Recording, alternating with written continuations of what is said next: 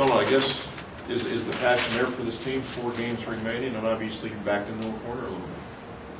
Yeah, the passion is definitely there. I mean, if you look back at the game, we look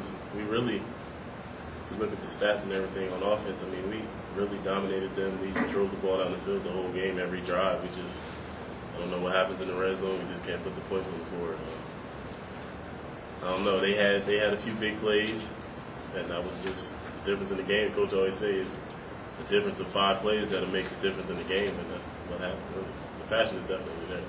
Do you think from the offensive standpoint, or maybe Southern Illinois' defensive standpoint, 2 of those plays were the 3rd and 1 and the 4th and 1 early, where they came away probably thinking, we can stop these guys anytime we have to, game over? What do you think?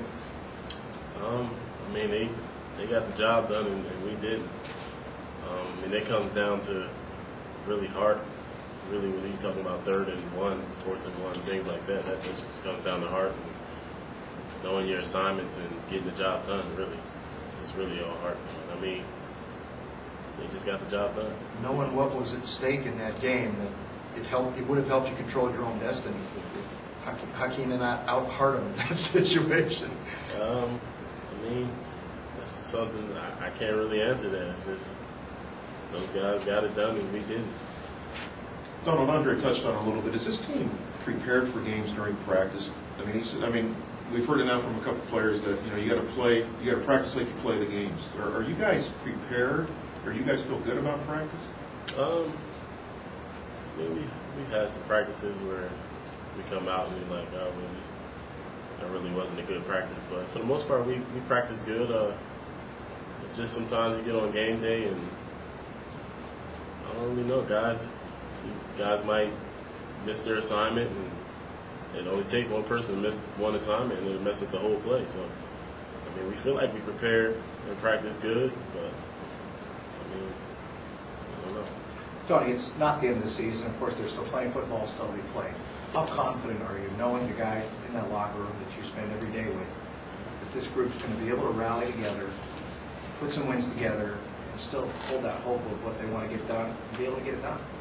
I feel like we're very confident. I'm very confident. I mean, looking at the next team, I mean, they're not nowhere as good as them. I mean, looking at them on film, you wouldn't see things that jump out in their defense as their number 9 ranking would show. I mean, we just got to go out and do what we're supposed to do.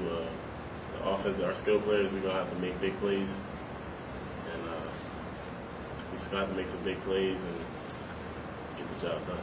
What do you say to people who doubt that reality that you're not going to be able to? What do you tell those people? Really, I don't really think about people that doubt. You know, it's all up to us in the locker room. We don't really think about people on the outside that doubt us or anything like that. Tom, what about Brandon's confidence? Where's that at right now? Brandon is confident. Brandon is always, he's very confident. I mean, sometimes he might make a bad decision and throw the ball where he shouldn't, but that's because he's very confident in his arm and his ability. So he might think that he can get something in, but I mean, he's very confident. He doesn't really lose confidence. Saturday they threw the ball 45 times.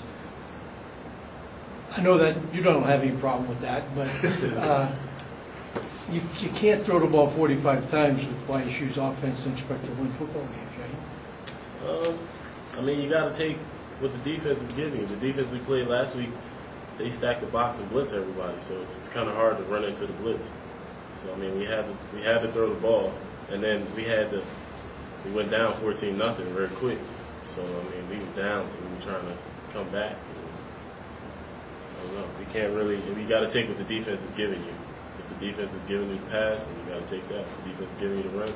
I know YSU has always been a traditionally run team, but you just got to do what the defense gives. Just about facing South Dakota State here at home, defensively, what do they bring? They're a very disciplined team.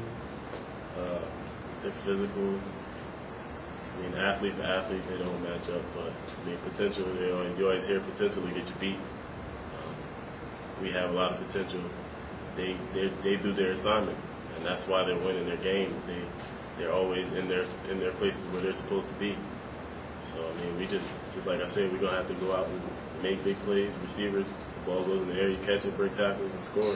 Running backs got to break tackles and score. I mean, really, you don't really see athletes like that on their team, but they play good in their system.